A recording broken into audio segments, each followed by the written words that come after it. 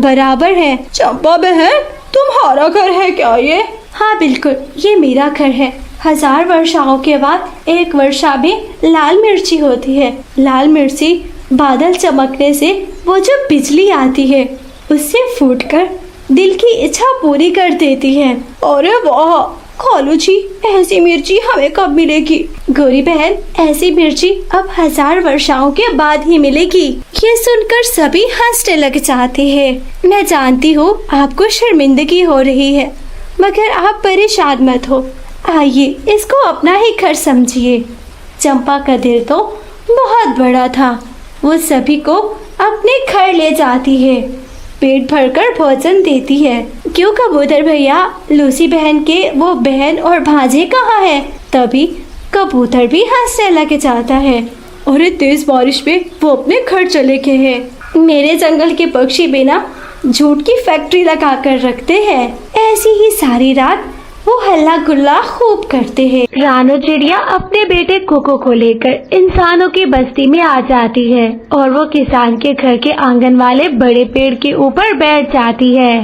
Cocoa बेटा, ये पेड़ कितना अच्छा है और सुरक्षित भी। इंसान किसी को कुछ कहते नहीं है, मारते नहीं किसी को, इसीलिए मैं अपना घोंसला यहाँ पर बना रही हूँ। मम्मा, आप ही जानो किसानों के बारे में, मैं तो पहली बार इंसान देख रहा हूँ। रानो चिड़िया अपने दोनों पंखों का जोर लगाती है और फिर कुछ ही लम्हे में अपना घोंसला तैयार कर लेती है। कोको बेटा, देख रहे हो सामने किसान की पत्नी और किसान है। ये कभी रोटी का टुकड़ा फेंकेंगे तो तुम झट से जाकर उठा लेना। मैं जरा जंगल घूम कर आती हूँ। रानो चिड़िया वहाँ से चली जाती है। मम्मा ने रोटी के टुकड़े को बोला था, न जाने रोटी का टुकड़ा कैसा होता है। मैंने तो कभी रोटी देखी ही नहीं।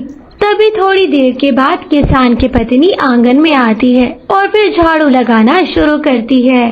झाड़ू लगाते लगाते उसके गले का हार नीचे गिर जाता है। ये चमकती हुई चीज गिरी है, शायद मम्मा ने इसी को बोला था। यही रोटी का टुकड़ा है, मैं अभी उठा कर लाता हूँ।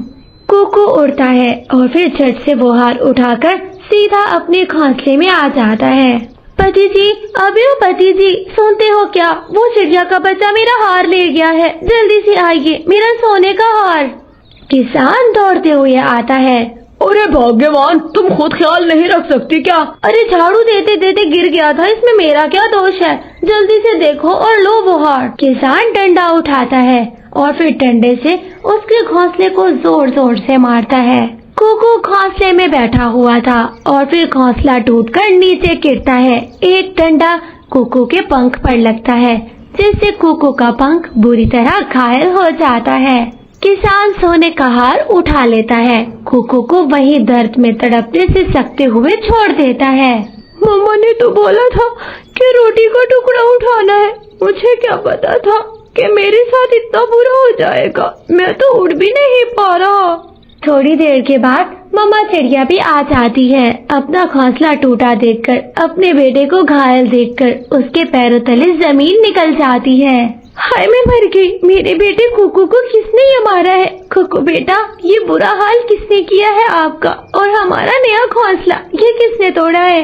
मम्मा, आपने बोला था ना, जब किसान रोटी का टुकड़ा फेंके तो उठा लेना। मैंने वो उठाया। मुझे क्या पता था कि वो रोटी का टुकड़ा नहीं, वो किसान की पत्नी का सोने का हार है। कोको बेटा, इंसान इतना जालिम हो सकता है, एक मादी चीज के पीछे किसी की जान का नुकसान कर देता है।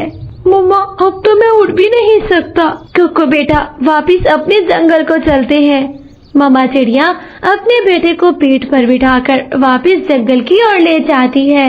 रानो अपने बेटे को वैद्य जी के पास ले जाती है। अरे तुम्हारा बेटा बुरी तरह घायल है। इसका इलाज यही है कि इसको शहर वाले जंगल ले जाओ। उसके लिए तुमको ज्यादा पैसा चाहिए होगा। मगर मैं एक गरीब चिड़िया हूँ, मेरे पास इतना कुछ नहीं है। तो फिर तुम्हारा बेटा उम्र भर के लिए अपाहिज है। इसका इलाज कभी नहीं हो सकेगा। रानो वापस अपने घोंसले में आ जाती है। रात को उसको नींद नहीं आ रही थी। मेरे सीने में 2 किस्म की आग जल रही है, एक बदले की आग और दूसरा मेरे दिल में सबक सिखाने की आग जल रही है। मैं किस किस आग को बुझाऊं और अपने मन को शांति दूं। सुबह सवेरे रानो फिर से इंसानों की बस्ती में जाती है। किसान की पत्नी वही हार पहने बैठी थी। रानो अपने तेज पंजों से वो हार उसके गले से निकालकर वहाँ से उड़ जाती है। पति जी, मेरा हार फिर से चला गया। न जाने इन पक्षियों को क्या जिद पड़ी है मेरे हार से। अरे भाग्यवान, कुछ खुद भी ख्याल कर लिया करो। वो छोटे पक्षी इतने तेज हैं, अब उड़ती चिड़िया को मैं कहाँ कहाँ पकड़ता फिरूंगा। अगले दिन रानो किसान की पत्नी के झुमके ले उड़ती है। ऐसे करते करते रानो चिड़िया किसान के घर की एक एक सोने की चीज अपने घर में जमा कर चुकी थी। मम्मा, आप क्या करोगी इस सोने का? आपका बेटा तो उम्र भर के लिए अपाहिज हो चुका है। कुकू बेटा, तुम चिंता न करो, मैं एक एक को देख लूंगी और अपने बेटे को एक बार फिर से उड़ना सिखाऊंगी। रानो के घोंसले में इतना सोना जमा हो चुका था, उसे देख जंगल के सभी पक्षी भी जमा हो जाते हैं। रानो, इतना सब कुछ होने के बाद भी तुम इस घोंसले में बैठी हो। देखो, ये सोना बेचकर अपना पक्का घर ले लो और फिर बहुत कुछ ले लो अपने घर का और आराम चैन की जिंदगी जियो। कभी भैया, अगर ये सोना मेरी मेहनत का कमाया हुआ होता, अगर ये सोना अच्छे पैसों से लिया हुआ होता तो मैं जरूर कुछ करती, मगर इस सोने के पीछे मेरे बेटे कुकू के पंखों का खून है। मैं कुछ नहीं करूँगी। वैसे रानो, जो काम तुमने किया है ये जंगल का कोई पापा पक्षी भी ना करे जो तुमने किया है। बड़ी हिम्मत वाली हो तुम। कुछ दिन गुजर के और फिर रानो चिड़िया के दिमाग में एक तरकीब आती है। वो सोना लेकर सोनार के पास जाती है। सोना बेचकर अपने बेटे को वैद्य जी के पास लेकर जाती है। कुकू का इलाज करवाती है। वैद्य जी, जितना पैसा लगना हो लगा दीजिएगा, मगर हाँ, मेरा बेटा कुकू एक बार फिर से उड़ने लगे। कुछ दिनों के बाद कुकू ठीक हो जाता है। पैसा तो काफी लग गया था। सोने में सिर्फ और सिर्फ किसान की पत्नी के झुमके बचे थे, बाकी सब कुछ बिक गया था। मम्मा, आपने अच्छा किया सोना बेचकर मेरा इलाज करवाकर। इंसानों को अच्छी सजा मिली है। रानो वो सोने के झुमके लेकर किसान की पत्नी के पास जाती है। माँ जी, बुरा मत मनाइएगा, आपका सारा सोना बेचकर मैंने अपने बेटे का इलाज करवाया है। वो इलाज जो चोट आपकी वजह से लगी थी, जो आपके घर के डंडे की वजह से लगी थी। चिड़िया, तुम तो बहुत जालिम हो। मेरे दहेज के सभी झुमके सब कुछ बेचकर खा गई हो तुम। हट जाओ मेरे आंगन से। अरे माँ जी, इतना गुस्सा क्यों कर रही हो? सिर्फ झुमके बचे हैं तुम्हारे, वो देने आई थी। वो क्या है ना कि मैं किसी का एहसान नहीं रखती। झुमके का नाम सुनते ही किसान की पत्नी शर्मिंदगी से डूब जाती है। चिड़िया, तुमने तो मुझे अपने ही पसीने में डुबा दिया। तुम बहुत अच्छी हो। तुम्हारे पास से हमारे झुमके इजाफी हुए, तुमने तो वो भी वापस कर दिए।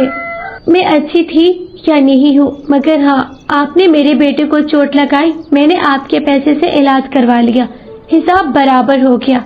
आज के बाद न आप हमारे जंगल आओगी और न मैं आपकी बस्ती में आऊंगी। ये कहकर रानो फिर से उड़ जाती है। प्यारे दोस्तों, अगर आपको कहानी